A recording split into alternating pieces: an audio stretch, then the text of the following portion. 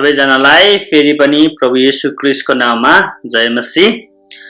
प्रभुलाई आजको दिनको लागि धन्यवाद दिन्छौं र तपाईहरुलाई फेरि पनि यो लकडाउन बाइबल स्टडी सिरिजमा स्वागत भन्न चाहन्छु।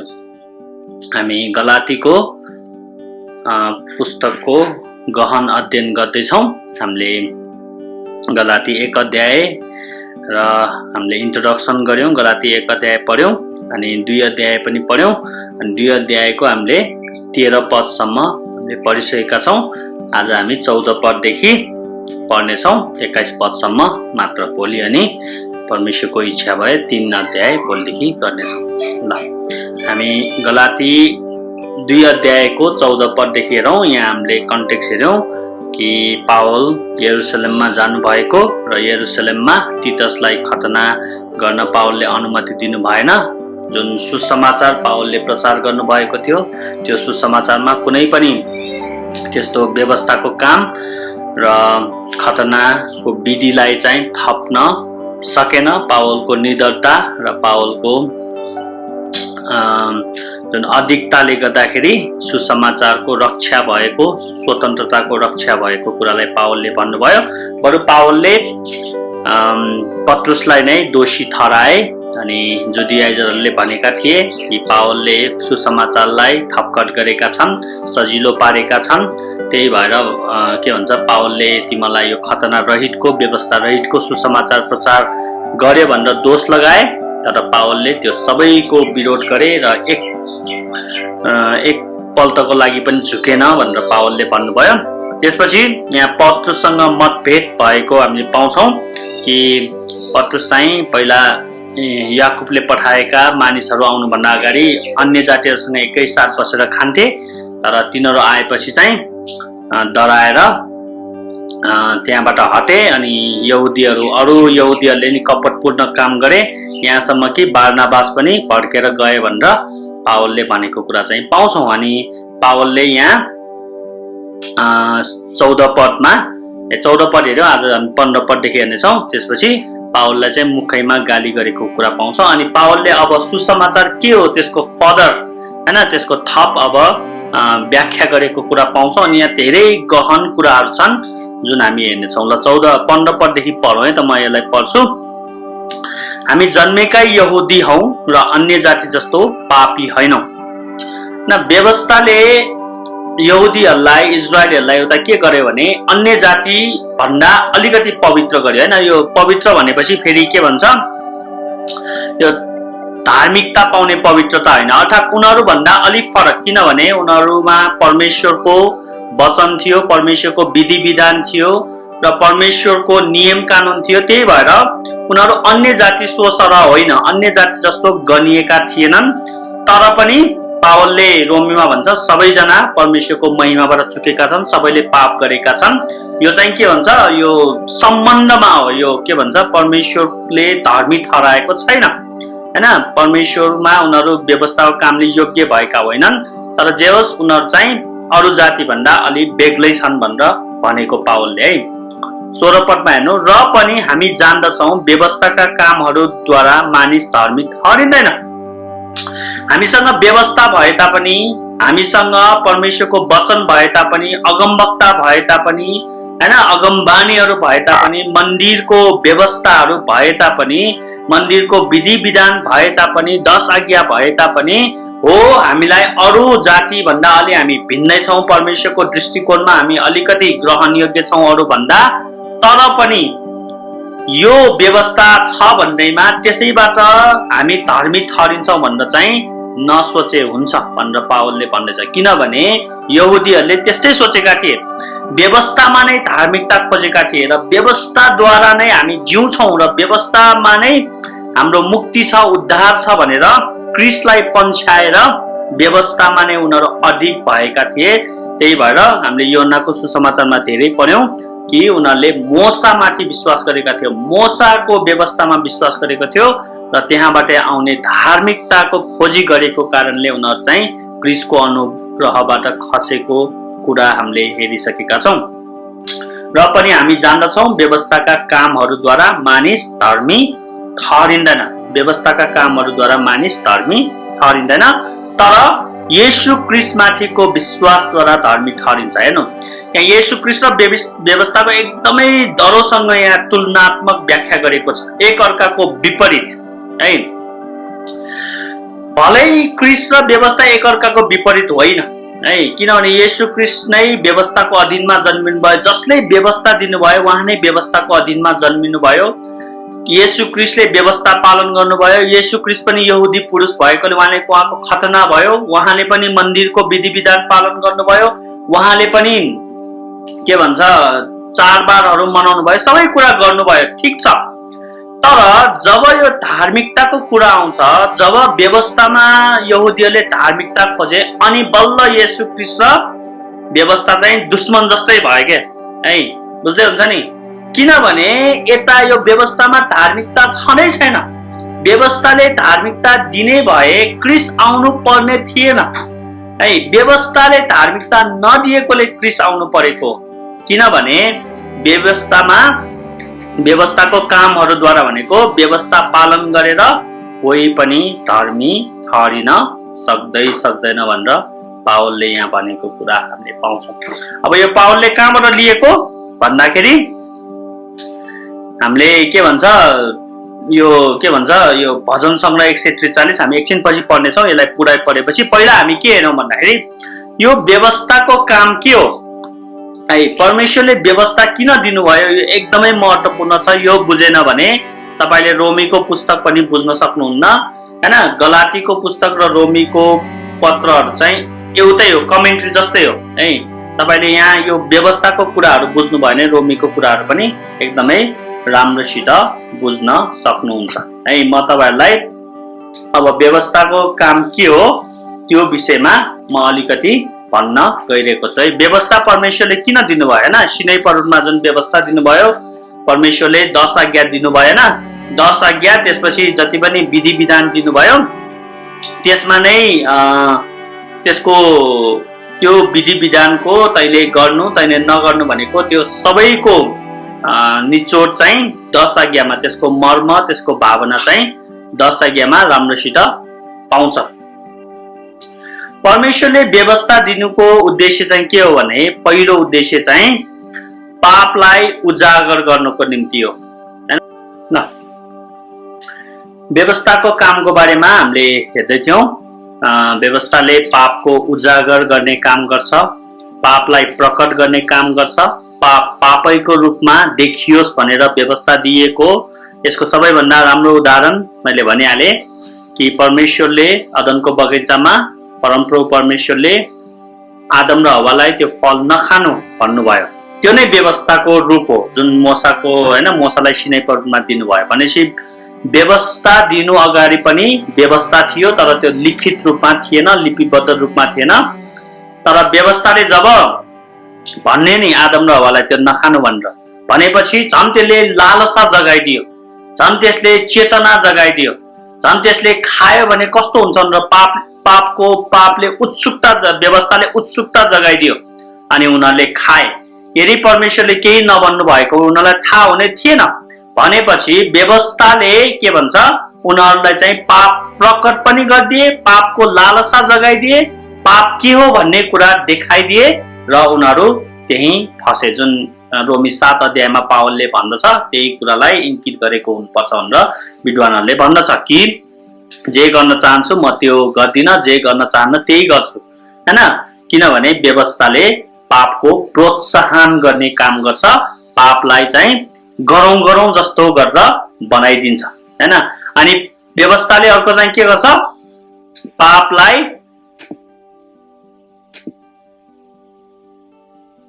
पापलाई क्रिएट गर्ने काम गर्छ, अर्थात् व्यवस्थाले पापलाई बनाउने काम गर्छ।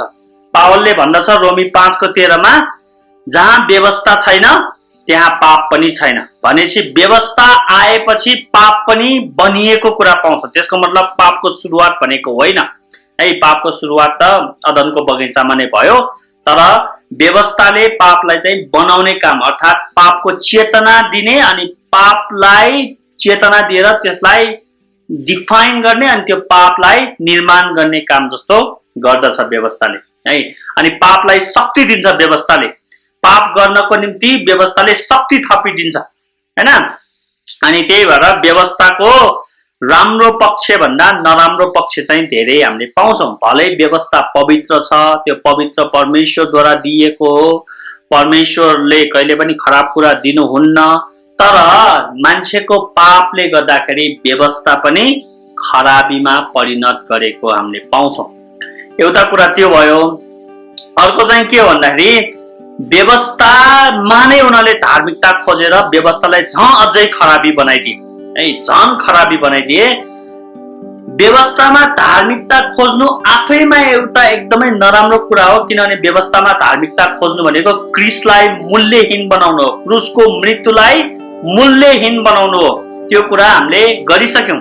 अझ यहाँ सबैभन्दा खराबी त के हो भने यो व्यवस्था यो जुडियाइजरहरूले अन्य जातिमा लाद्न चाहन्छ, त्यो पनि आफैमा एकदमै खराबी कुरा हो है। भनेपछि परमेश्वरले व्यवस्था राम्रो नियतको लागि दिनुभएको होइन भनेर हामीले बुझ्छौँ। यो येशू ख्रीष्ट नाउन्जेलको लागि अस्थायी रूपमा विधिको रूपमा दिनुभएको, त्यसले जीवन दिन सक्दैन, व्यवस्थाको कामले जीवन दिन सक्दैन। व्यवस्थाले के भन्छ जीवन दिने शक्ति व्यवस्थामा छैन। तर त्यो कुरा नबुझेर उनीहरूले व्यवस्थामा नै उनीहरूले धार्मिकता खोजे र क्रिसबाट उनीहरू टाढा भए। अनि उनीहरूले त्यो व्यवस्था अब त्यो नराम्रो कुरा उनीहरूले अन्य जातिमा पनि लाद्न खोजिरहेका छन् है। व्यवस्था एकदमै कठोर छ। अनि व्यवस्थाले अर्को के गर्छ भन्दाखेरि यो चेतना दिन्छ, पापको चेतना दिन्छ, पाप गर्न प्रोत्साहन गर्छ हैन, प्रोत्साहित गर्छ। तर व्यवस्थाले कुनै पनि उपाय दिँदैन है। राम्रोसित बुझ्नु यो कुरालाई, किनभने यो नबुझिकन तपाईले रोमीको पत्र र पावलको अरू पत्रहरू बुझ्नै सक्नुहुन्न। व्यवस्थाले दण्ड मात्र दिन्छ, दोष्याउँछ मात्र।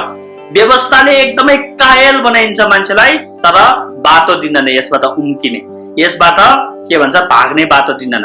व्यवस्थाको जुवाले थिच्न थिच्छ, तर यो जुवा कसरी हटाउने भनेर व्यवस्थाले उपाय दिँदैन। किनभने त्यो जुवा पनि हटाउने शक्ति यदि व्यवस्थामा छ भने क्रिसको आवश्यकता पर्दैन थियो है। भोलि हामी हेर्छौँ यो पाइडागोगोस भन्ने शब्द छ जुन व्यवस्थालाई केही समयको निम्ति दियो, भोलिको लागि भोलि नै राखौँ। आज चाहिँ यति मात्र बुझौँ कि व्यवस्थाले दण्ड दिन्छ, सजाय दिन्छ, कसुरको के भन्छ जस्तो कसुर गरेको छ त्यस्तै नै दण्ड दिन्छ, न्यायिक कानुन छ नि हैन। तर त्यसले उम्किने बाटो दिँदैन। त्यही भएर मान्छेहरू आशा रहित थिए हैन। व्यवस्थामा आशा गर्न उनीहरू व्यवस्थाको कारणले उनीहरू चाहिँ आशा रहित भए है।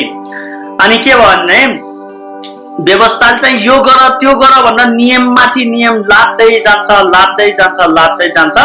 तर मान्छेलाई त्यसबाट उम्किने उपाय दिँदैन, त्यसले सजाय दिन्छ र पापको चेतना निरन्तर त पापी होस्, त पापी होस्, त पापी होस् भनेर विवेकलाई अशुद्ध गर्ने काम व्यवस्थाले गर्छ हैन। कति अचम्मको कुरा के है।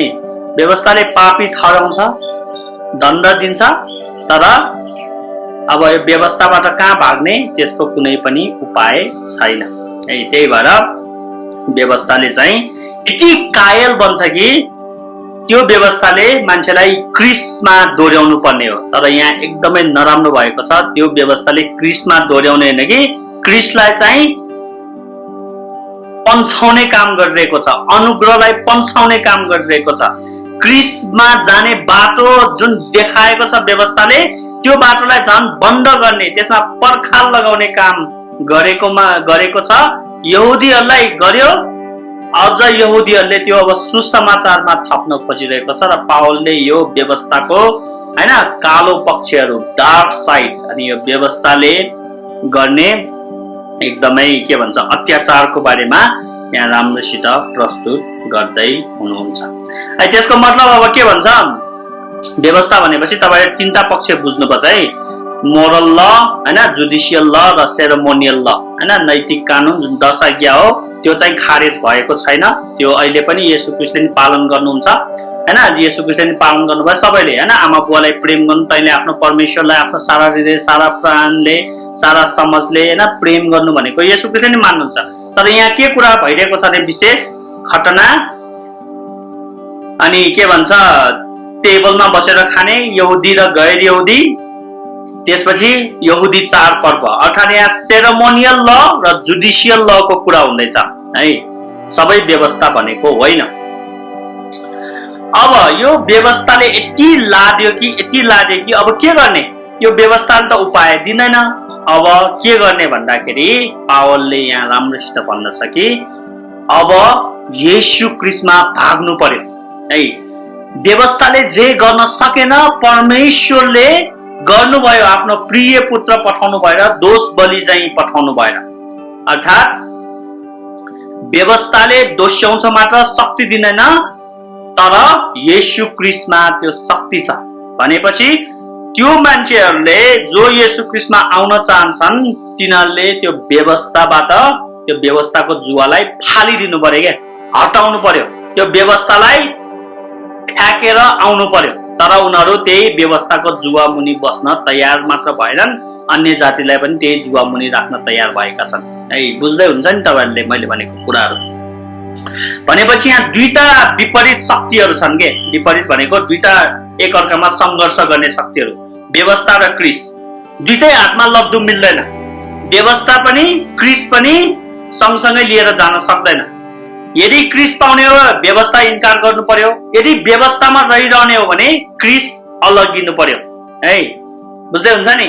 भनेपछि यहाँ यहुदीहरूले के गरे भने व्यवस्थामा नै बस्न चाहे र अन्य जातिहरूलाई नै व्यवस्थामा ल्याउन चाहे, जसको कारणले उनीहरू क्रिसबाट अलगिए र अन्य जातिलाई नै क्रिसबाट अलग गराउन चाहिरहेका छन्। भनेपछि येशू क्रिस्टले मात्र यो व्यवस्थाबाट उन्मुक्ति दिन सक्नुहुन्छ हैन। यो भोलि आउँछ। अब येशू क्रिस्टले मात्र यो व्यवस्थाबाट उन्मुक्ति र पार लगाउन सक्नुहुन्छ। त्यही भएर पावलले भन्छ र हामी जान्दछौँ व्यवस्थाका कामहरूद्वारा मानिस धर्मी ठहरिँदैन। तर के हो, तर अब त्यो तुलनात्मक हैन, त्यसमा छैन त्यो शक्ति, तर एकजनासँग शक्ति छ। त्यो के हो, तर येशू क्रिस्टमाथिको विश्वासद्वारा धर्मी ठहरिन्छ। येशू क्रिस्टको क्रुसको मृत्युद्वारा व्यवस्थाका कामहरू माथि विजय प्राप्त गर्न सकिन्छ भनेको है। व्यवस्थाले जे गर्न सकेन येशू क्रिस्टले गर्नुभयो भनेको त्यो। यसकारण हामीले पनि हाम्रो विश्वास क्रिस्ट येशूमा राख्यौं, ताकि हामी व्यवस्थाका कामहरूद्वारा होइन तर क्रिस्टमा राखेको विश्वासद्वारा धर्मी ठहरिन सकौं। किनकि व्यवस्थाका कामहरूद्वारा कोही पनि धर्मी ठहरिँदैन है। पावलले अझ एक्सप्लेन गरेको यहाँ पाउँछौं कि यहाँ सबैभन्दा मेन कुरा के हो भने धर्मी ठहरिने कुरा हो। धर्मी ठहरिनु भनेको ग्रीकमा दिकायोस सुन्ने भन्छ, दिकायोस भन्छ। त्यो भनेको परमेश्वरमा ठिक ओहदामा आउनु, परमेश्वरसँग सम्बन्ध राम्रोसित स्थापना गर्नु। जुन सम्बन्ध अदनको बगैँचामा गुमेको थियो, जुन सम्बन्धको स्थापना गर्न परमेश्वरले व्यवस्था दिनुभएको थियो, तर त्यो व्यवस्थामा उनीहरू धार्मिकता खोजेर त्यही व्यवस्थाको शक्तिद्वारा परमेश्वरमा ठिक हुन चाहेका थिए। तर व्यवस्थाको उद्देश्य त्यो थिएन। जुन उद्देश्यको लागि नै थिएन, त्यही उद्देश्यद्वारा उनीहरू परमेश्वरमा ठिक हुन चाहेकोले उनीहरू अनुग्रहबाट खसेका हुन्। परमेश्वरमा ठिक हुनको निम्ति, धर्मी ठहरिनको निम्ति है। धर्मी ठहरिनु भनेको के हो भन्दाखेरि परमेश्वरमा अब हामी कसरी ठिक हुने, व्यवस्थाको कामहरूद्वारा कि क्रिस्ट येशूद्वारा है। दुईटा बाटो जस्तै छ यहाँ, तर एउटा बाटोमा शक्ति छैन, एउटा बाटो नै होइन त्यो हैन। त्यो त के हो, अर्को बाटो देखाउनको निम्ति दिएको अस्थायी माध्यम हो त्यो है। त्यसैमा लागिरहनु त्यो के भन्छ, मूर्खता हो। त्यही भएर ए मूर्ख गलाती भन्छ यहाँ। भनेपछि येशू क्रिस्टमा के भयो भन्दाखेरि येशू क्रिस्टको क्रुसको मृत्युले हामी जो पापमा थियौं, यहुदी गैर यहुदी हैन, सबैले पाप गरेका छौं, परमेश्वरको महिमाबाट चुकेका छन् भनेको त्यो। सबैजना पापमा छौं। अब एउटै मात्र बाटो छ परमेश्वरसँग सम्बन्धमा ठिक हुन, परमेश्वरमा धर्मी ठहरिनको निम्ति। परमेश्वरले त्यो अनुग्रहमा पापी भए तापनि हामीलाई ठिक छ, ल तँलाई म अनुग्रह गर्छु, तँलाई म धर्मी ठहराउँछु भनेर सित्तैमा दिने त्यो विश्वास जुन हामीले येशू क्रिस्टमा राख्यौं, त्यसले मात्र परमेश्वरमा धर्मी ठहराउँछ, व्यवस्थाको कामले होइन। भनेपछि येशू क्रिस्ट आएपछि व्यवस्थाको काम सिद्धियो भनेको। बुझ्दै हुन्छ नि। येशू ख्रीष्ट जब प्रकट हुनुभयो, जब उहाँ क्रुसमा मर्नुभयो, व्यवस्थाको अन्त्य भयो भनेको है। मोरल ल भनेको होइन, दुईटा कानुन चाहिँ उहाँले उडाइदिनु भयो। अब त्यसद्वारा त्यसको केही महत्त्व छैन, त्यसको केही पनि अब पहिचान छैन। अर्थात् यहाँ के भन्न खोजेको भने अब यहुदीहरू तिमीहरूको पहिचान केमा छ? Where is your identity? तिमीहरूको आइडेन्टिटी अब तिमीहरूले बिर्सिनु पर्छ। तिमीहरू जुन व्यवस्थाको अधीनमा थियो त्यो बिर्सिनु पर्छ। सबै सिद्धियो, अब त्यो खत्म भयो। अब तिमीहरूको नयाँ पहिचान येशू ख्रीष्टमा छ। तिमीहरूको पहिचान येशू ख्रीष्टमा छ। तिमीहरू पहिला व्यवस्थामा विवाह गरिएको थियो, अब तिमीहरू येशू ख्रीष्टमा विवाह गर्यो। तिमीहरूलाई पहिला व्यवस्था दिएको छ, नियम, अब तिमीहरूलाई पवित्र आत्मा दिएको छ भनेर यहाँ भन्छ हैन। अस्ति हामीले गरे नि पेन्टिकोस्टमा पवित्र आत्मा आउनुको कारण है। त्यसको मतलब अब व्यवस्था छैन त? अब व्यवस्था केही लागू छैन त? छ है। व्यवस्थाको 10 आज्ञा अहिले पनि लागू छ। अनि व्यवस्थाको जति पनि त्यहाँ असल कुरा, त्यसको मर्म, त्यसको भावना सबै अब येशू ख्रीष्टमा, येशू ख्रीष्टको नयाँ नियमले विस्थापित गरिदियो। बुझ्दै हुन्छ नि? त्यो भनेको 10 आज्ञालाई येशू ख्रीष्टले हैन के भन्छ व्याख्या गर्नुभयो। डाँडाको उपदेश येशू ख्रीष्टले जुन प्रेमको ल्याउनु भयो हैन, जसरी मैले तिमीलाई प्रेम गर्ने तिमीले एकअर्कालाई प्रेम गर हैन। व्यवस्थाको निचोड नै 10 आज्ञा हो। 10 आज्ञा माने सबै व्यवस्था पालन छ। 10 आज्ञाको पनि निचोड के हो? प्रेम हो हैन।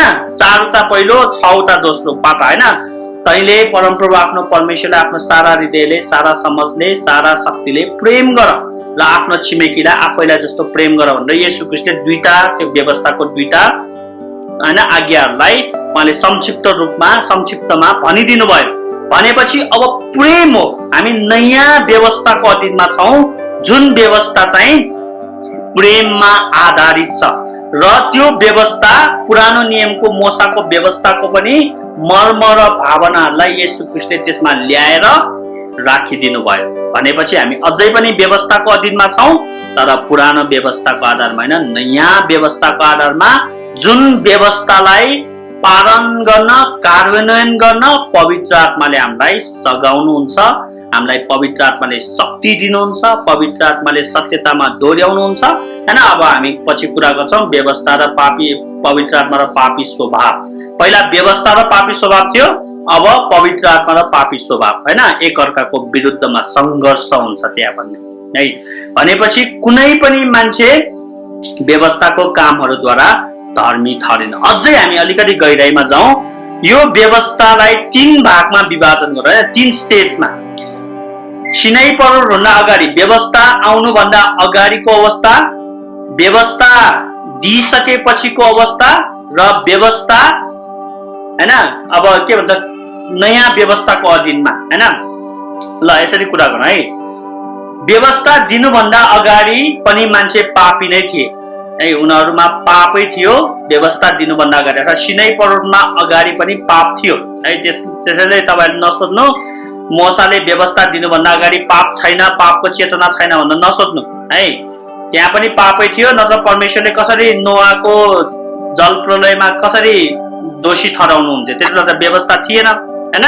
कसरी के भन्छ लोटको 2टा छोरीहरूले गरेको पाप हैन, आफ्नै बुवासँग सुतेर सन्तान उत्पन्न गरेको पाप, त्यो त पापै हो नि हैन। व्यवस्था त थिएन हो। भनेपछि व्यवस्था अगाडि पनि के भन्छ पापी नै थिए मान्छे। उनीहरूलाई चेतना थियो, उनीहरूको विवेकमा थियो, लिखित रूपमा थिएन हैन। अनि उनीहरू चाहिँ पाप प्रति चाहिँ उनीहरू इग्नोरेन्ट थिए। पापको त्यति वास्ता गर्दैन थिए उनीहरूले हैन, किनभने पापलाई त्यति राम्रोसित डिफाइन चाहिँ भएको थिएन। त्यसपछि उनीहरूलाई सिनाई पर्वतमा इजरायलहरूलाई व्यवस्था दियो। व्यवस्था दिएपछि उनीहरू चाहिँ व्यवस्थाको अधीनमा आए। त्यसपछि पनि के भयो? फेरि पनि पापी। हेर्नु, व्यवस्था दिनु अगाडि पनि पापको चेतना विवेकमा थियो। व्यवस्था दिइसकेपछि त अब त झन् लिखित रूपमा यो गर्नु पाप हो, यो भनेको यो पाप हो भनेर सबै व्यवस्थाले मजाले डिफाइन गरिदियो। अनि उनीहरूको विवेकले उनीहरूलाई दोष्याइरहन्थ्यो। त्यही भएर उनीहरूले के गर्थ्यो भन्दाखेरि यो व्यवस्थाबाट मुक्त हुने एकजना आउँछ होला भनेर उनीहरूले प्रतीक्षा गर्न लागे। त्यहाँ के भन्छ अगमवक्ताहरूले हैन राम्रोसित त्यसको अगमबानी कहे कि एकजना आउँछ जसले व्यवस्थाको जुवाबाट तिमीलाई मुक्त गर्नुहुनेछ भनेर। अनि त्यही भएर उनीहरूले आशा गर्न लागे नयाँ व्यवस्थाको, अर्थात् के भन्छ यो व्यवस्थाबाट मुक्त हुनको निम्ति उनीहरूले आशा गर्न लागे। अनि तेस्रो स्टेजमा चाहिँ के भयो भने यो इजरायलको इतिहास भन्दैछु, तेस्रो स्टेजमा चाहिँ येशू ख्रीष्ट आउनुभयो। येशू ख्रीष्ट आउनु भएर त्यो अगमबानीहरू पूरा भए, त्यो सबै अगमबानीले देखाएको पूरा भए। मसीह आउनुभयो जसले यो व्यवस्थाको कामहरूद्वारा उनीहरूलाई स्वतन्त्रता दिए है। भनेपछि दोस्रो स्टेज जुन व्यवस्थाको अधीनमा थियो त्यो स्टेजले चाहिँ प्रिपरेसन गर्नुपर्ने थियो कि उनीहरू मसीहमा जानको निम्ति। दोस्रो स्टेज व्यवस्थाको अधीनमा हुनु नै मसीहका जानको लागि। उनीहरूलाई पापले कायल गरेर, पाप नगरौँ भनेको झन् पाप हुन्छ है। रोमी 7 अध्याय त्यही हो नि, जे म गर्न चाहन्न त्यही गर्छु, जे म गर्न चाहन्न त्यही हैन त्यही गर्छु, म जे गर्न चाहन्छु त्यो गर्दिन। नगरौँ भन्छ, जति व्यवस्थाद्वारा मान्छे धार्मिक छ पाप भइहाल्थ्यो के, किनभने व्यवस्थाले कुनै कसर बाँकी राखेन पापको डिफाइन गर्नलाई। अनि उनीहरू हैरान भएका थिए। त्यही भएर दोस्रो स्टेजले तेस्रो स्टेजमा जानको निम्ति तयारी गरेको उनीहरूलाई है। व्यवस्था नराम्रो होइन, पापले गर्दा नराम्रो भयो, तर व्यवस्थाको उद्देश्य छ, त्यो उद्देश्य पूरा गर्न चाहिँ परमेश्वरले व्यवस्था दिनुभएको। तेस्रो स्टेजमा जानको निम्ति उनीहरूलाई त्यो व्यवस्थाले बाटो देखाइदिएको, तर उनीहरू दोस्रै अवस्थामा रहन चाहे के। यहाँ यहुदीहरू है, यो के भन्छ यो जुडियाइजरहरू दोस्रो अवस्थामा रहेर दोस्रो अवस्थामा नै बसेर धर्मी ठहरिन खोजे। त्यही भएर येशू ख्रीष्टको अनुग्रहबाट खसे, येशू ख्रीष्टबाट उनीहरूलाई केही पनि फाइदा हुँदैन भनेको है। त्यही भएर यहाँ मैले भनिहालेँ दुईटा आइडेन्टिटी। यदि तिमीहरू येशू ख्रीष्टमा आउँछ भने तिमीहरू सबैजनाले पहिलाको सबै बिर्सिनुपर्छ, सबै कुरालाई त्याग्नुपर्छ। तिमीहरूको अस्तित्व, तिमीहरूको पहिचान अब व्यवस्था पालनको आधारमा हुँदैन। तिमीहरूले नयाँ आइडेन्टिटी, नयाँ पहिचान पायो। त्यो भनेको कल्भरी क्रुसमा हो, येशू ख्रीष्ट मसीहमा तिमीहरूको नयाँ पहिचान भएको छ, तिमीहरूको नयाँ जग बसालिएको छ है। पुरानो जगको आधारमा अब हुँदैन, अब नयाँ जगको आधारमा, किनभने पुरानोलाई नयाँले विस्थापन गरिदिएको कारणले अब तिमीहरू चाहिँ यो अनुसार आउनुपर्छ हैन। एफिसी 2 मा मन्दिर भनेको त्यही हो कि येशू ख्रीष्ट चाहिँ कुनै ढुङ्गा हुनुहुन्छ भनेको नि हैन। के भन्छ प्रेरित र अगमवक्ताहरूको जगमा बसालेको छ, तिमीहरू मन्दिर बनिँदै जाऊ भनेको छ नि। त्यो व्यवस्थाको कामद्वारा होइन, अब नयाँ सुरुवात भएको छ। अब त्यो नयाँ सम्बन्धमा त्यो क्रिस्चियन आइडेन्टिटी चाहिँ अब येशू ख्रीष्टको क्रुसमा चाहिँ भएको कुरा चाहिँ पाउँछ। भनेपछि यहाँ दुईटा आइडेन्टिटी बीच चाहिँ तुलनात्मक व्याख्या गरिएको छ। पुरानो आइडेन्टिटी र नयाँ पहिचान, पुरानो पहिचान र नयाँ पहिचान। तिमीहरू पुरानै पहिचानमा रहेर धार्मिकता खोज्ने कि नयाँ पहिचानमा आएर धार्मिकता खोज्ने, त्यो कुरा। किनभने पावलले यहाँ भनेको छ व्यवस्थाको कामहरूद्वारा कोही पनि मानिस धर्मी ठहरिँदैन। बरु के गर्छ, व्यवस्थाले झन् पापको चेतना गर्छ, व्यवस्थाले कायल गर्छ र येशू ख्रीष्टका नआइकन कुनै पनि उपाय छैन भनेको। यदि तिमीहरू व्यवस्थामै रहिरह्यो भने तिमीहरू त जहिले पापको चेतना हुन्छ, हिब्रूको पुस्तक तिमीहरूको विवेक अशुद्ध बनाइन्छ हैन। जुन के भन्छ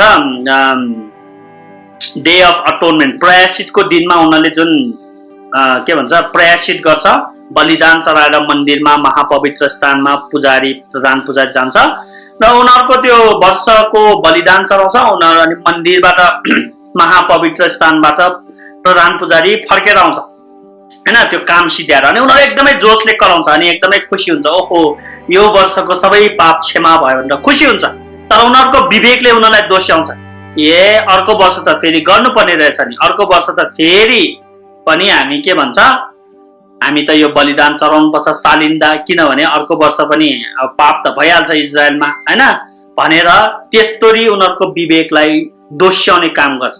तर येशू ख्रीष्टले एकचोटिमै काम सिद्ध्याउनु भयो, उहाँ पिताको दायाँ हातमा बस्नुभयो, उहाँ प्रधान पुजारी भएर आफ्नै रगत लिएर आफ्नै पुजारीगिरीमा उहाँले सबै काम सिद्ध्याउनु भयो। अब विवेकले दोष्याउँदैन के, अब हाम्रो सधैँको पाप क्षमा भइसक्यो भनेको, वर्तमान भूत र भविष्यको पाप। त्यसको मतलब पापको लाइसेन्स छ भनेको होइन, बुझ्दै हुन्छ नि। हाम्रो विवेकलाई अब शुद्ध गर्छ, हामी अब व्यवस्थाको अधीनमा छैनौँ, त्यही भएर व्यवस्थाको अधीनमा हुनु र अनुग्रहको अधीनमा हुनु एकदमै तुलना हो, त्यो एकदमै विपरीत कुरा हो एकअर्कासँग। यहाँ चाहिँ तिनीहरू त्यही पुरानो कुरामा बसिरहेका छन्। अनि पावलले यहाँ भन्दछ यहुदीहरूलाई र यो यहुदी मत लाद्न चाहने यो यहुदी जुडियाइजरहरूलाई कि तिमीहरू येशू क्रिस्टमा आउन चाहन्छौ भने तिमीहरूले पुरानो पहिचान सबै कुरा त्याग्नुपर्छ, पुरानो कुरा तिमीहरूले भत्काउनुपर्छ, त्यो सबै भत्काउनुपर्छ, आफ्नो सम्पदा भत्काउनुपर्छ, मोसाले दिएको खतना भत्काउनुपर्छ हैन। त्यो जुन गैर यहुदी र यहुदीहरूसँग बसेर खाने कुरा छ नि तिमीले इन्कार गर्छ, त्यो भत्काउनुपर्छ, अब खानुपर्छ। तिमीले चाडपर्व सबै अब खत्म गर्नुपर्छ, त्यो मान्न आवश्यक छैन। किनभने कलसीको पुस्तकमा नि तपाईले पाउनुहुन्छ कि तिनीहरू त छाया मात्र हुन्थ्यो चाडपर्वहरू, यहुदी चाडपर्व, वास्तविकता येशू क्रिस्ट हुनुहुन्छ भनेर, हो कि हैन।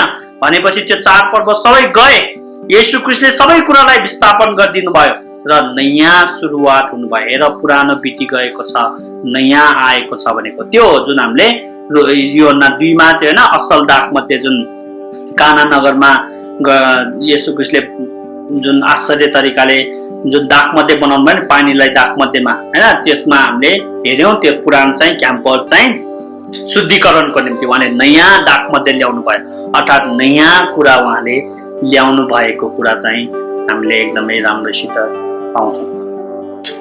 तपाईलाई थाहा छ मैले हैन, मैले एकचोटि वचनमा भनेको थियो रोमी साम्राज्यमा रोमी कानुन अनुसार चाहिँ के हुन्छ भने कोही धर्मपुत्र या धर्मपुत्रीको रूपमा कुनै नयाँ बुवाले लिन्छ भने हैन, पुरानो बुवा हुन्छ अब उसको हैन, त्यो पुरानो बुवाले आफ्नो छोरा कसैलाई दिन चाहन्छ धर्मपुत्रको रूपमा भने त्यो पैसा दिनुपर्छ नयाँ बुवाले, र जब त्यहाँ डकुमेन्टमा साइन गर्छ अदालतमा गएर त्यसपछि के हुन्छ भने त्यो धर्मपुत्र जसलाई लिएको नयाँ बुवाले लिएको त्यसको सबै क्यान्सल हुन्छ के है, सबै क्यान्सल हुन्छ।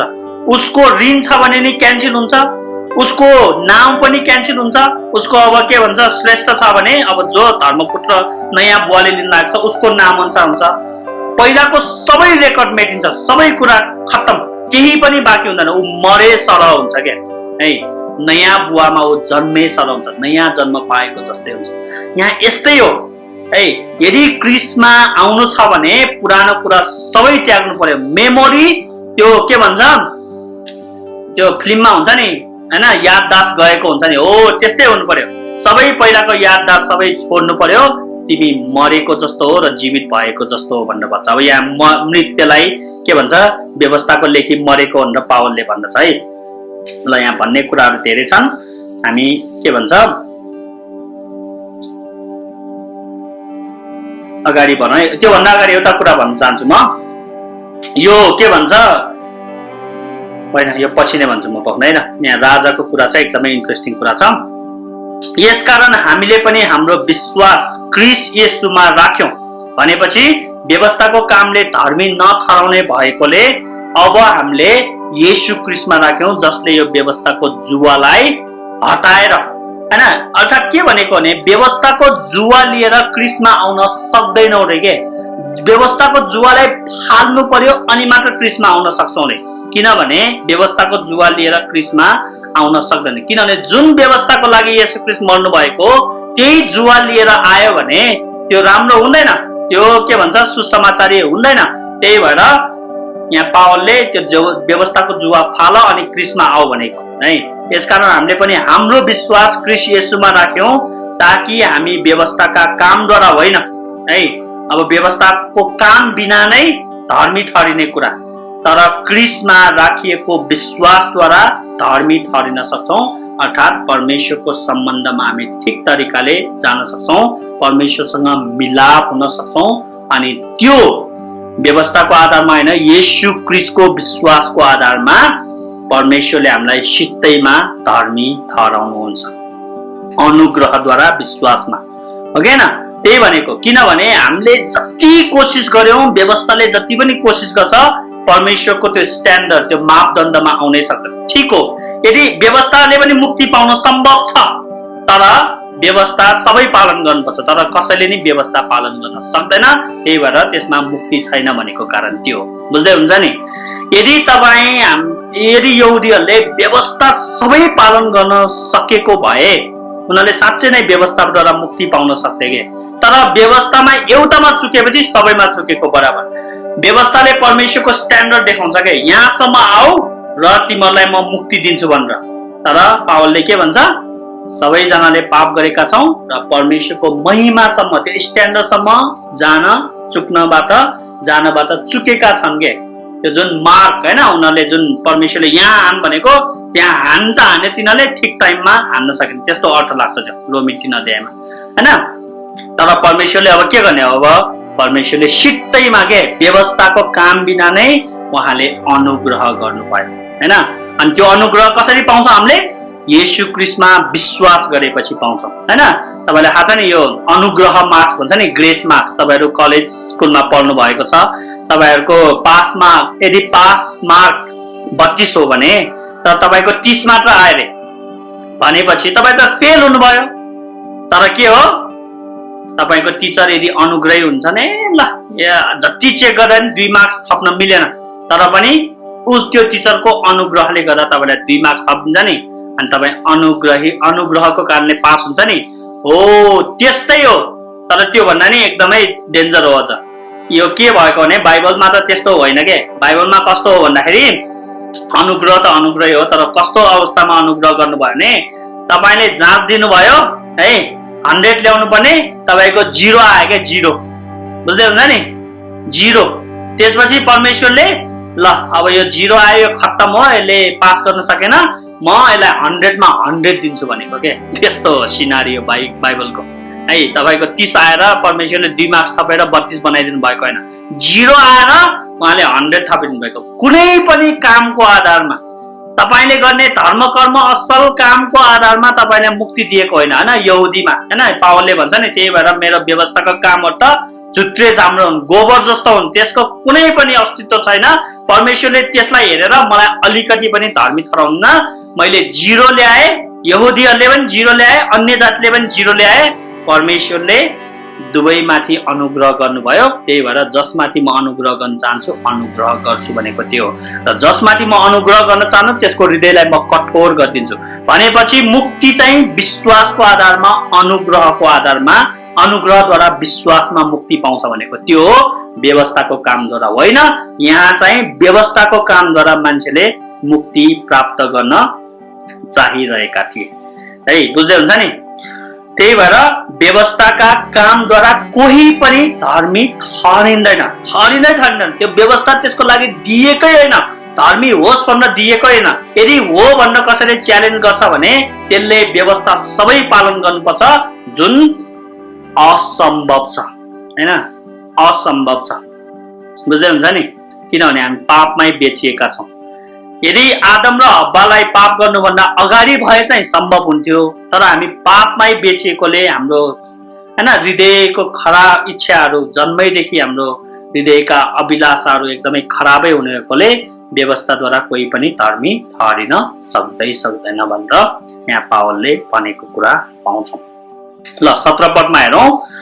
तर यदि क्रिस्टमा धर्मी ठहरिने प्रयत्न गर्दा हामी पापी भेट्टाइन्छौं भने क्रिस्टले पापलाई प्रोत्साहन दिनुहुन्छ त? कदापि होइन है। अब यहाँ छ कुरा, एकदमै राम्ररी सुन्दै, यो के भनेको भनेर अलि बुझ्न गाह्रो छ। म तपाईहरुलाई जति सक्दो एकदमै सरल तरिकाले बुझाउने प्रयास गर्छु। अब के भनेको भने, ल अब व्यवस्था, जुन व्यवस्थाद्वारा धर्मी ठहरिने प्रयत्न गरे नि त्यो असम्भव छ। अब यहाँ पावलले के भन्छ, त्यो जुन व्यवस्था छ त्यो व्यवस्थालाई तिमीले अब त्याग्नु पर्यो है।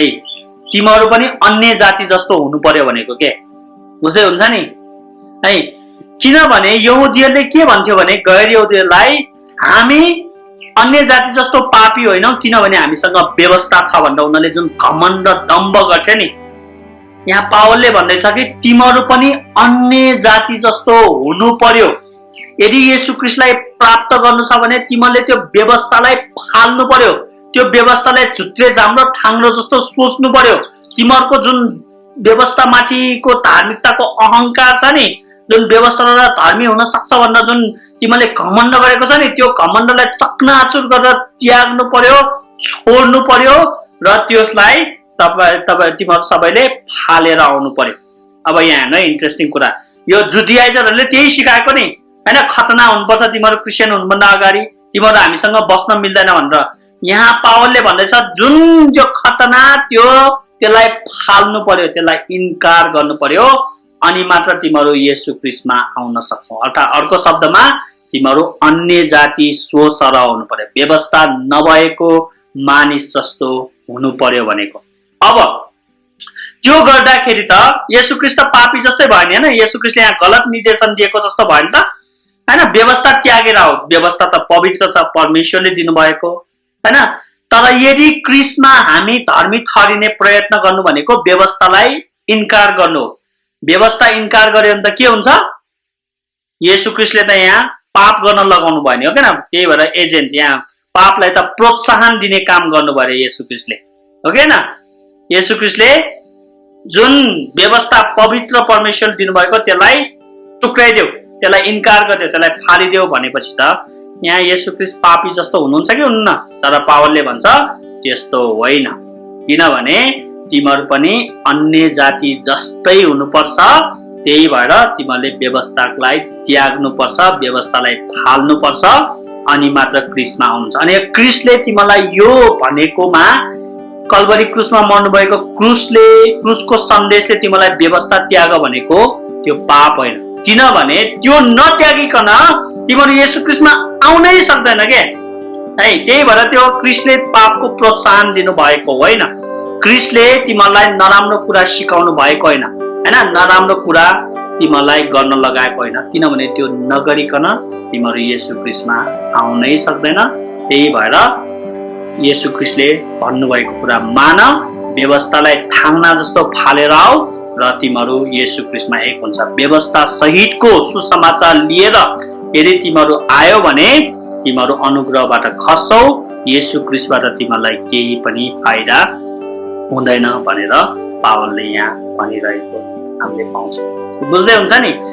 यति बुझेपछि तपाईँले रोमीको पुस्तकहरूको धेरैवटा कुरा बुझ्नुहुन्छ है। रोमीको पुस्तकमा अब यो विवाहको कुरा अब एकछिनमा आउँछ, व्यवस्थाको लेखी मरिनु हैन, त्यो कुरा बुझ्नुहुन्छ हैन। रोमी 7 अध्यायलाई बुझ्नुहुन्छ। त्यही भएर यो व्यवस्थाको कुरा नबुझिकन रोमीको कुरा बुझ्न सक्दैन। अर्थात् परमेश्वरले जुन पवित्र व्यवस्था दिनुभयो त्यसले नै मान्छेलाई लडाए के है, किनभने उनीहरू त्यसैमा जिउन खोजे है, तर त्यो उद्देश्यको लागि थिएन। ल हामी भोलि कुरा गरौँला, रोमीको पुस्तक पढ्दाखेरि यो कुरा गरौँला, सम्भव भएन अहिले हामी अगाडि बढौँ है त, अब टाइम धेरै छैन। अब 17 पदलाई हामीले हेरिसक्यौँ, कदापि होइन है, किनकि आफैले भट्काएको कुरा मैले फेरि बनाएँ भने आफैले आफैलाई म अपराधी हुँ भनी साबित गर्छु। अर्थात् यहाँ पावलले के सिकाइरहेको पहिलादेखि सुसमाचार व्यवस्था रहितको सुसमाचार हो नि हो किन? भनेपछि मैले जुन कुरालाई भट्काएँ, जुन व्यवस्थाको कामद्वारा परमेश्वर येशू ख्रीष्टमा आउन असम्भव छ भनेर सिकाएँ, फेरि पनि मैले व्यवस्थाको कामद्वारा आऊ भन्यो भने त धार्मिक दोषी ठहरिन्छ कि छैन? म व्यवस्थाद्वारा ठहरिन्छु नि। भनेपछि यहाँ के भनेको छ, यसको कन्टेक्स्ट के हो? यहाँ पत्रुसलाई गाली गरेको छ नि, दोषी ठहराएको छ नि, यही कन्टेक्स्ट हो। यहाँ पत्रुसलाई भन्दैछ के पावलले, यहाँ पत्रुसको मतभेदको बारेमा यहाँ कुरा भइरहेको छ। सन्दर्भ है, सन्दर्भ भन्दा बाहिर नजाउँ हामी। यहाँ के भन्दैछ भने पत्रुस जुन येशू ख्रीष्टले जुन पर्खाल भट्काउनु भयो नि एफिसी 2 अध्यायमा हैन, गैर यहुदी र यहुदी अब एउटै हो, मण्डली एउटै हो, त्यसमा यहुदी र गैर यहुदी भेदभाव छैन। तिमी जुन डराएर यहुदी क्रिस्चियनहरूसँग डराएर तिमी अलग भयो नि, तिनीहरूसँग एकैचोटि खाँदै थियो नि, तर तिमी डराएर अब चाहिँ छुट्टै खायो नि हैन। हो, येशू ख्रीष्टको क्रुसले त्यो पर्खाल भट्काइदिनु भयो, यहुदी र गैर यहुदी बीच केही भिन्नता छैन। फेरि पनि पत्रुसले त्यो पर्खाल बनाउन लागेका थिए के, त्यही भएर पत्रुस चाहिँ दोषी भएको। बुझ्दै हुन्छ नि है? जुन पर्खाल, किनकि आफैले भट्काएको कुरा मैले फेरि बनाएँ भने, जुन मैले भट्काएको कुराको सुसमाचार सुनाएँ, फेरि पनि यहुदी र गैर यहुदी बीच मैले भिन्नता ल्याएँ भने पावलले भन्छ म दोषी ठहरिन्छु। त्यसमा पत्रुस दोषी ठहरिएका थिए है। भनेपछि यहाँ पावलले के भन्दैछ भने अब यहुदी र गैर यहुदी बीच कुनै पनि भिन्नता छैन, हामी अब एकै हौं। येशू क्रिस्टको मण्डली गैर यहुदी र यहुदीको सम्मिश्रणले बनेको छ त्यो मन्दिर, जहाँ पवित्र आत्मा शेखाइना महिमाले बास गर्नुहुन्छ। त्यो मन्दिरलाई भर्नुहुन्छ। त्यो मन्दिरको कुने ढुङ्गो येशू क्रिस्ट हुनुहुन्छ। त्यो मन्दिरले पुरानो मन्दिर सबैलाई विस्थापन गरिदिन्छ। नयाँ सुरुवात भएको छ भनेर यहाँ भनिएको हामीले राम्रोसित पाउँछौँ है। अब अगाडि बढौं, 19 पदमा हेरौं। किनकि परमेश्वरको निम्ति म जिउन सकूं भनेर व्यवस्थाद्वारा व्यवस्थाको लेखी म मरेको छु है। अब यहाँ आउँछ कुरा कि व्यवस्था जुन बोकिरहेको छ नि हैन, व्यवस्थाको जुवा जुन बोकिरहेको छ नि, हो त्यो व्यवस्थाको जुवा भाँच्ने मात्र होइन, व्यवस्थाको लेखी मर्नु पर्यो। अब यो सबैभन्दा राम्रो यो रोमीको पुस्तकमा आएर हैन पावलले भन्छ नि, पहिला तिमीहरूको विवाह व्यवस्थासँग भएको थियो, तिमीहरूको लोग्नी को हो? तिम्रो लोग्नी व्यवस्था हो कि हैन? अब के हुनु पर्यो? श्रीमती मर्यो के है, श्रीमती मर्यो। अब उसले अर्को विवाह गर्न पाउँछ कि पाउँदैन? पाउँछ नि। कोसँग? येशू क्रिस्टसँग विवाह गर्नुपर्छ। किनभने यहुदी समाजमा यहुदी नियम त्यस्तै थियो, श्रीमतीले त्यतिकै कोहीसँग विवाह गर्न पाउँदैन थियो। ऊ मरेपछि बल्ल उसले विवाह गर्न पाउँछ हैन। अलिकति अचम्मको छ, मरेपछि कसरी विवाह गर्ने? तर यहाँ के हो? आइडेन्टिटी के, एकरूपता, येशू क्रिस्टसँग एक हुनु हो के है। भनेपछि यहाँ के देखाउँदैछ भने पावलले जसले येशू क्रिस्टलाई आफ्नो व्यक्तिगत प्रभु र मुक्तिदाता भनेर विश्वास गर्यो तिनीहरू येशू क्रिस्टसँग एक भयो है। एक भएपछि के हुन्छ? व्यवस्थाको लेखी मर्यो, अर्थात् अब तिमीहरू व्यवस्थाको अधीनमा छैनौ। किनभने व्यवस्थाको श्रीमती भएर बस्न सक्दैनौ, किनभने तिमी त मरिसक्यौ। अब तिमीले जुन नयाँ जीवन पायो नि, त्यो जीवन के द्वारा पायो? व्यवस्थाको लेखी मरेकोले अब जुन जीवन जिउँछौ त्यो अब तिमी येशू क्रिस्टमा जिउँछौ। तिमी अब येशू क्रिस्टको दुलही भएको छौ है, येशू क्रिस्टको श्रीमती भएको छ, येशू क्रिस्टको मण्डली भएको छ भनेको बुझ्दै हुन्छ नि है। किनकि परमेश्वरको निम्ति म जिउन सकूं भनेर व्यवस्थाद्वारा नै है, व्यवस्थाको लेखी म मरेको छु, म मर्यो, सिद्ध्यो। अब जुन जीवन जिउँछु त्यो येशू क्रिस्टमा जिउँछु, ममा नयाँ कुरा सुरु भयो हैन। म क्रिस्टसँग क्रुसमा टाँगेको छु। कसरी मर्यो तिमी? जसरी क्रुस येशू क्रिस्ट मर्नु भयो नि हैन, क्रुसमा टाँगिएको छ। अर्थात् यहाँ के भनेको भने यहाँ हामी येशू क्रिस्टमा एक भएका छौं के। येशू क्रिस्टलाई जे भयो हामीलाई पनि त्यही भयो। ल एउटा उदाहरण दिन्छु हैन। यहाँ बाइबल छ, यो किताब छ है, कपी। यो चाहिँ मण्डली हो है, यो चाहिँ येशू क्रिस्ट हुन्छ। अब मैले यसलाई यस्तै राखेँ, बुझ्दै हुन्छ नि। अब यस भित्र भयो नि।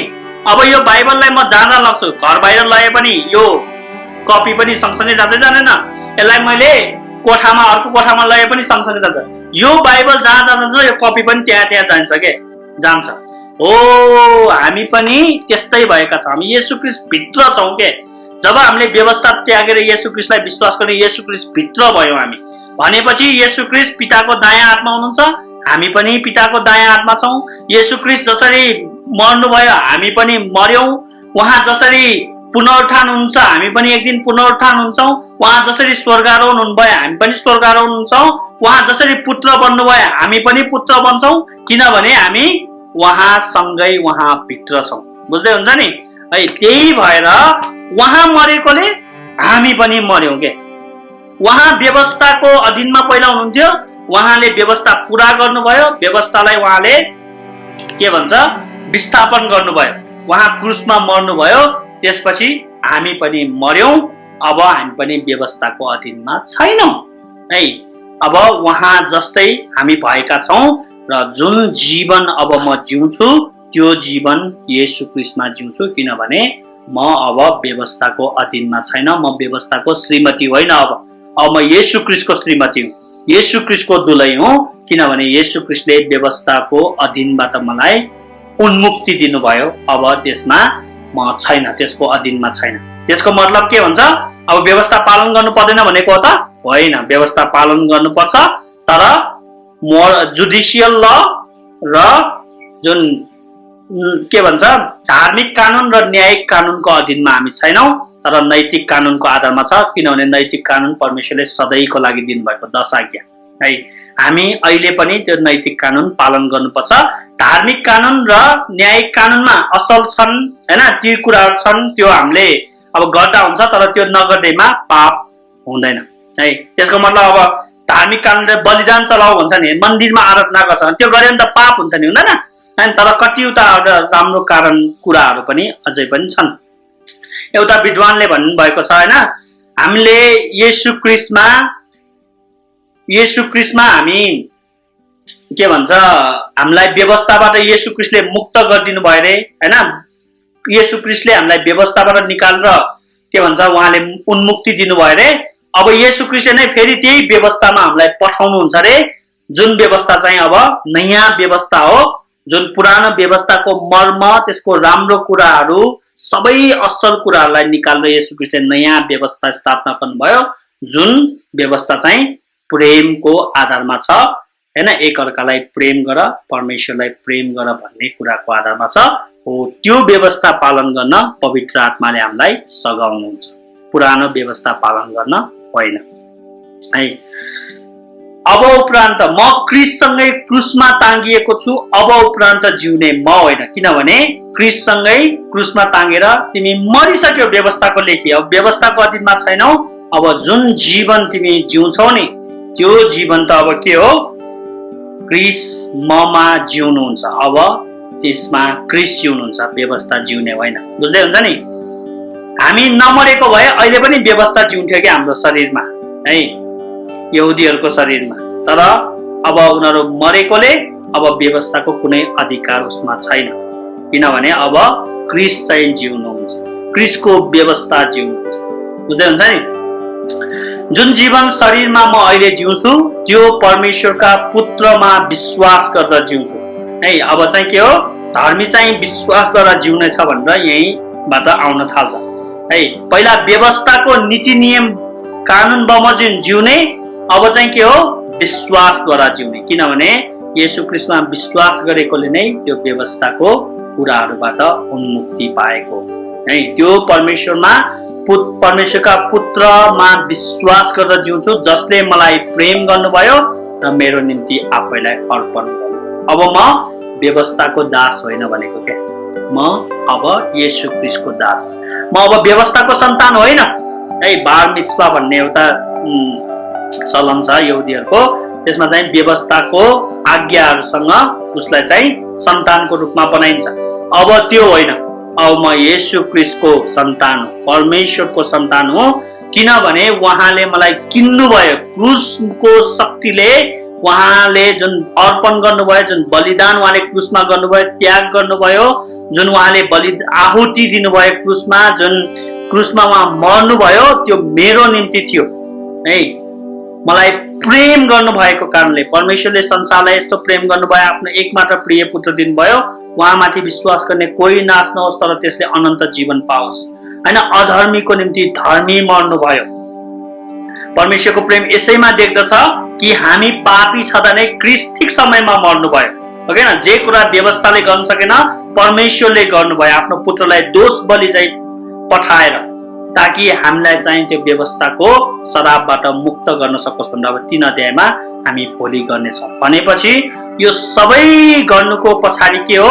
परमेश्वरको प्रेम, किनभने उहाँले आफैलाई अर्पण गर्नुभयो व्यवस्थाबाट हामीलाई उन्मुक्ति दिनको निम्ति। त्यही भएर हामी क्रिस्टसँग अब एक भएका छौँ, युनियन भएका छौँ है। अघि मैले भन्छु भनेको नि राजाको बारेमा हैन। पुरानो नियममा राजाले के भन्छ, आफ्नो प्रजाहरूको प्रतिनिधित्व गर्छ। यदि राजा चुक्यो भने प्रजाहरूमाथि दण्ड आउँछ, यदि राजा ठिक भयो भने, परमेश्वरको अनुसार जियो भने सबै प्रजाहरूमा राम्रो हुन्छ है। भनेपछि राजाले आफ्नो प्रजाको प्रतिनिधित्व गर्छ। यसको सबैभन्दा राम्रो उदाहरण चाहिँ जब दाउदले गोलियतलाई मारे नि, हो कि हैन? त्यहाँ गोलियतले चाहिँ भन्दै थियो, ल आऊ मसँग युद्ध गर, तिमीहरूमा कोही छ भने आऊ, अनि सबैजना डराए नि, डराए कि डराएन हैन? यदि तिमीहरूले मलाई जित्यो भने हामी सबै तिमीहरूको गुलाम हुनेछौँ, तर मैले तिमीलाई जित्यो भने तिमीहरू सबै मेरो गुलाम हुने। देख्नु मैले प्रतिनिधित्व। दाउदले के भन्छ, गोलियतले सबै फलिस्तीहरूको प्रतिनिधित्व गरेका थिए।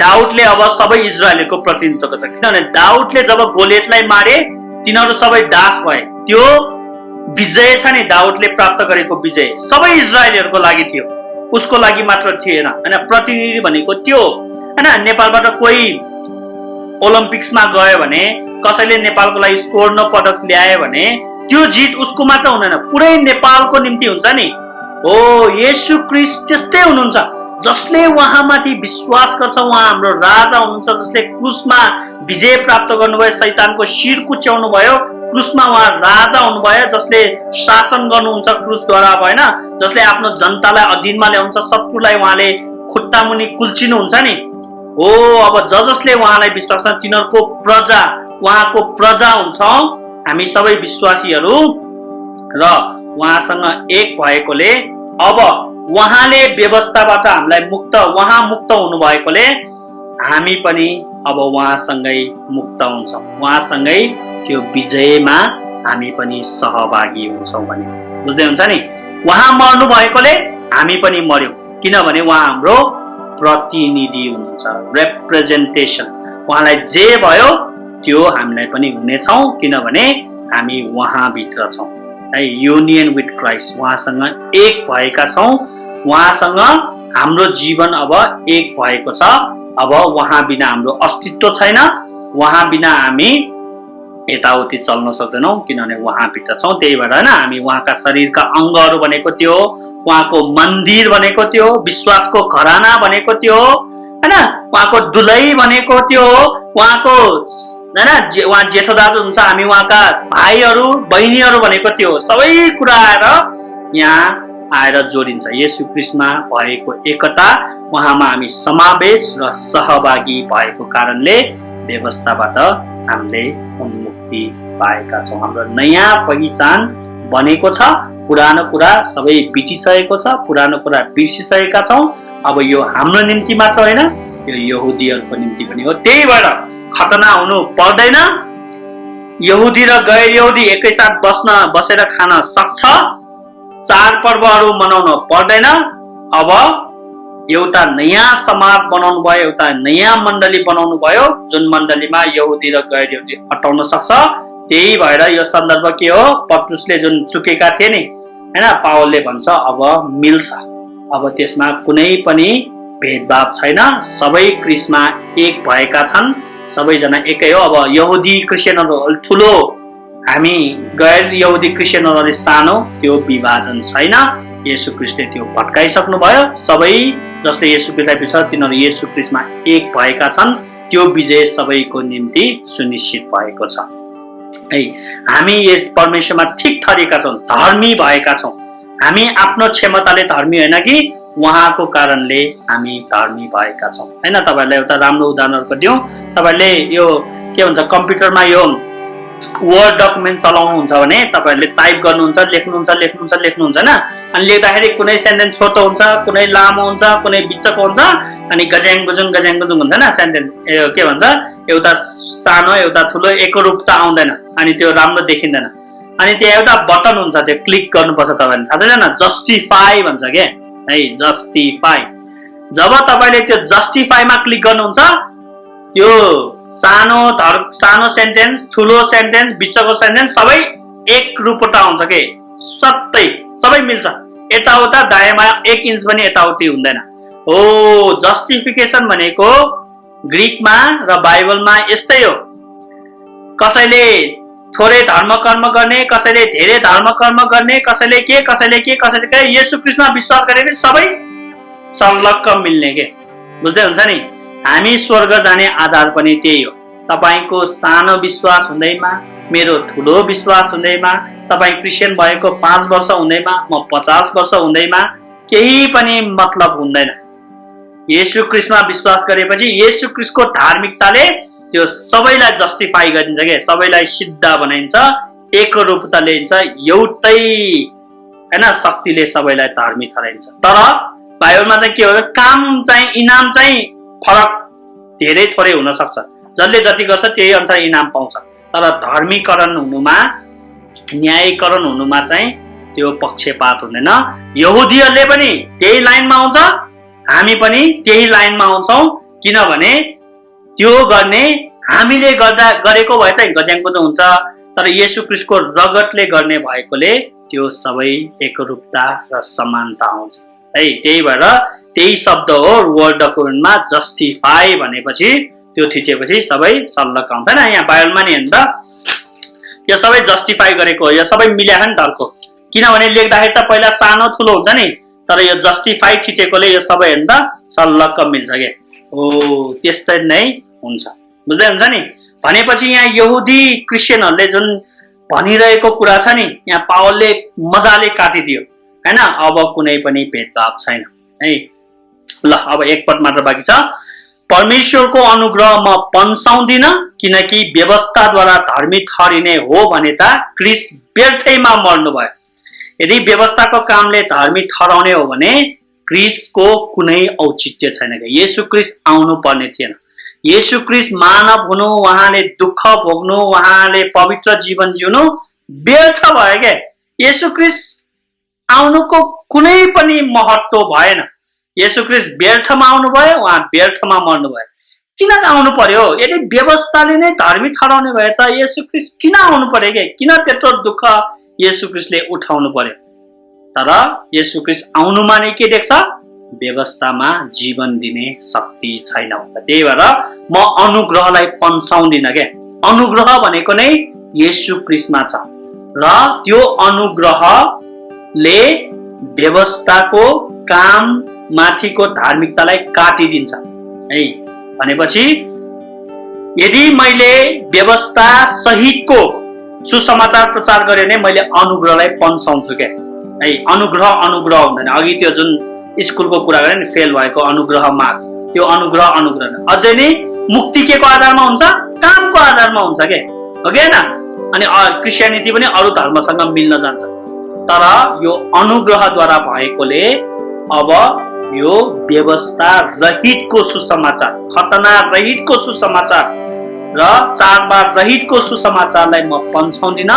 यो सुसमाचार वास्तविक सुसमाचार हो, यो भन्दा अरू सुसमाचार छैन।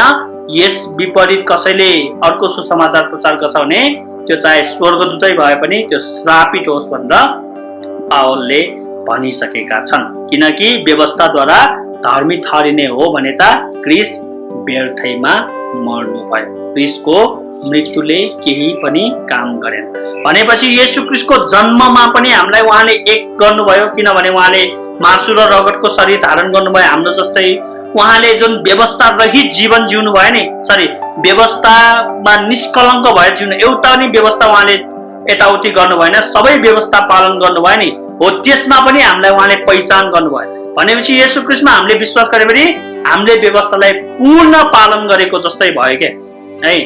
पालन गर्यौं भयो, हामीले पनि व्यवस्था पूरा गर्यौं र येशू क्रिस्ट मर्नु भएपछि अब हामीलाई व्यवस्थाको कामबाट हैन, व्यवस्थाको जुवाबाट उहाँले मुक्त गर्नुभयो। त्यही भन्नुभएको येशू क्रिस्टले, म व्यवस्था भङ्ग गर्न आएको होइन तर पूरा गर्न आउनु भएको। बुझ्नु भयो नि? उहाँले पूरा गर्नुभयो व्यवस्थालाई, त्यसपछि व्यवस्थालाई उहाँले रद्द गरिदिनु भएको। त्यही भएर येशू क्रिस्टले भन्नुभयो, हे सारा थाकेका र बोझले दबेका हो, म कहाँ हो, म तिमीलाई विश्राम दिनेछु, मेरो जुवा हलुङ्गो छ। बुझ्दै हुन्छ नि? तिमीले आफ्नो आत्मामा विश्राम पाउनेछौ। व्यवस्थाले मान्छेलाई विश्राम दिन सकेन हैन, व्यवस्थाले झन् जुवा थप्यो, जुवा एकदमै भारी भयो। येशू क्रिस्टले भन्नुभयो मेरो जुवा हलुङ्गो छ हैन, जुवा त अझै छ हैन, त्यो व्यवस्था, त्यो उहाँको व्यवस्था पालन गर्नुपर्ने, तर त्यस्तो छैन हैन, हलुङ्गो छ। म तिमीले आफ्नो आत्मामा विश्राम पाउनेछ। पावलले त्यही भने यरुशलेम परिषदमा, हामीले त बोक्न सकेनौं त्यो जुवा, अन्य जातिहरूलाई किन बोकाउने हैन? हामी त कति गाह्रो भइ बल्ल बल्ल यो जुवा बोक्दा हैरान भइसक्यौं, अन्य जातिहरूलाई किन बोकाउने भनेर त्यही भएर भन्नुभएको कुरा चाहिँ भनेपछि येशू क्रिस्टले व्यवस्था पूर्ण रूपमा पालन गर्नुभयो, त्यसमा हामीलाई समावेश गर्नुभयो। हामी पनि उहाँसँग एक भएकोले हामीले पनि व्यवस्था पालन गर्ने पूर्ण रूपमा, र क्रुसमा उहाँले व्यवस्थालाई उहाँले रद्द गर्नुभयो। व्यवस्था अब छैन व्यवस्थाको मातहतमा, र उहाँ रद्द भएकोले हामी उहाँसँग एक भएकोले हामीमा पनि अब व्यवस्थाको शक्ति छैन। त्यही भएर परमेश्वरको अनुग्रहमा हामी छौं, व्यवस्थाको अधीनमा होइनौं। किनकि व्यवस्थाद्वारा धार्मिक ठहर्ने हो भने त क्रिस्ट व्यर्थैमा मर्नु भयो। है, बुझ्दै हुन्छ नि। म दुईटा पदहरू पढ्छु त्यसपछि अन्त्य गर्छु है। भजन सङ्ग्रह 143 को 2 पद। ल तपाईहरुसँग नि बाइबल छ भने तपाईहरुले नै खोल्नु होला, मार्क गर्नु होला। यो पावलले यहाँबाट लिएको हो। यो भजन सङ्ग्रह 143 को 2 पद है। यहाँ मजासँग लेखिएको छ, व्यवस्थाको कामद्वारा कोही पनि धर्मी ठहरिँदैन भनेर है। हेर्नु भजन सङ्ग्रह 143 को 2 पद। आफ्नो दासलाई इन्साफमा नल्याउनुहोस्, किनकि तपाईको सामुन्ने कुनै पनि जीवित मानिस धर्मी ठहरिँदैन। किनभने धर्मी ठहरिन के दिनु भएको थियो त्यति बेला हैन, भजन लेख्दाखेरि व्यवस्था दिएको छ, तर उनीहरूलाई भजन सङ्ग्रहमा त्यति बेला नै लेखिएको थियो कि व्यवस्थाको कामद्वारा कोही पनि धर्मी ठहरिँदैन। रोमी 3 को 20 देखि 22 है, यो पनि पढौँ 20 र 22। रोमी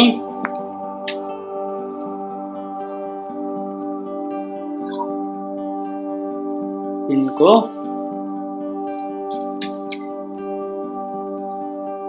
20। यसै कारण व्यवस्थाको कर्मले कोही प्राणी उहाँको दृष्टिमा धर्मी ठहरिने छैन, किनकि व्यवस्थाद्वारा नै पापको चेतना हुन्छ है। तर अब त विश्वास बिना नै, व्यवस्था बिना नै परमेश्वरबाट आउने धार्मिकता प्रकट भएको छ, त्यो भनेको येशू ख्रीष्ट। यसैको गवाई व्यवस्था र अगमवक्ताले दिएका छन् हैन, पुरानो करादेखि नै भनिरहेको। तर उनीहरू व्यवस्थाकै काममा धार्मिकता खोजे। 22 पद हेर्नु। अब येशू ख्रीष्टमा विश्वास गर्ने सबैमाथि परमेश्वरको धार्मिकता विश्वासद्वारा प्रकट भएको छ, किनकि केही भेद छैन, किनकि सबैले पाप गरेका छन् र परमेश्वरको महिमासम्म पुग्नबाट चुकेका छन् है। केही भेद छैन। अब सबैजनाले येशू ख्रीष्टमा अब नयाँ पहिचान बनेको छ। त्यो पहिचान अब हाम्रो पहिचान हो, व्यवस्थाको कार्यको आधारमा पहिचान हुने होइन, अब नयाँ पहिचान भएको छ। र यसले गर्दाखेरि परमेश्वरमा हाम्रो सम्बन्ध ठीक भयो। जुन आदमले गुमाएको सम्बन्ध छ त्यो पुनर्स्थापित भयो, त्यो पुनर्निर्माण भयो। र अब जुन पत्रुसले यहाँ गर्न खोजेका थिए, पत्रुस दोषी थिए, त्यो गर्नु उचित छैन भनेर पावलले राम्रोसित भनेको कुरा हामीले पाउँछौँ। ल अलि बुझ्न गाह्रो छ, अलि गहन छ हैन, तर तपाईले यो बुझ्न थाल्नु भएपछि तपाईले अब दुध खान छोड्नुहुन्छ, खडिलो कुरा खान थाल्नुहुन्छ। किनभने यहाँ नै छ सबै कुरा। रोमीको पुस्तक बुझ्न र पावलका अन्य पुस्तकहरू बुझ्नको निम्ति यो कुरा बुझ्न एकदमै आवश्यक छ। प्रभुलाई धन्यवाद। तपाईहरु पनि 1 घण्टा बस्नु भएको लागि तपाईहरुलाई पनि धन्यवाद। सबैजनालाई जय मसीह।